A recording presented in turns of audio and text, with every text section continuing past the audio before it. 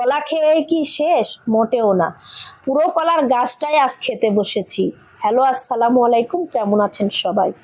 আমি আজ কলার থোড় রান্না করব শুটকি মাছ দিয়ে। এই কলার থোড় চিংড়ি মাছ দিয়ে রান্না করলেও খেতে খুবই ভালো লাগে। এখানে আমি সামুদ্রিক মাছের শুটকি নিয়েছি, কোরাল, লইট্টা আর চিংড়ি মাছের শুটকি। প্রথমে আমি শুটকি মাছ শুকনো তাওয়ায় টেলে গরম পানি দিয়ে ভিজিয়ে রেখেছিলাম 10 মিনিট। এরপর শুটকি মাছগুলো পরিষ্কার করে ধুয়ে নিলাম। চুলায় একটা কড়াই বসিয়ে দিলাম। কড়াইটা গরম হয়ে আসলে আমি সরিষার তেল দিয়ে দিলাম। তেল গরম হয়ে আসলে পেঁয়াজ, কাঁচা মরিচ তেলের মধ্যে দিয়ে দিলাম। এগুলো একটু বাদামি কালার করে ভেজে নিয়ে সব মশলা দিয়ে দিলাম।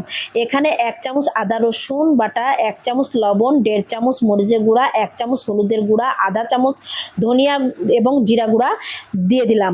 এগুলো ভালোভাবে ভেজে নিয়ে শুটকি মাছ দিলাম, সাথে 8-10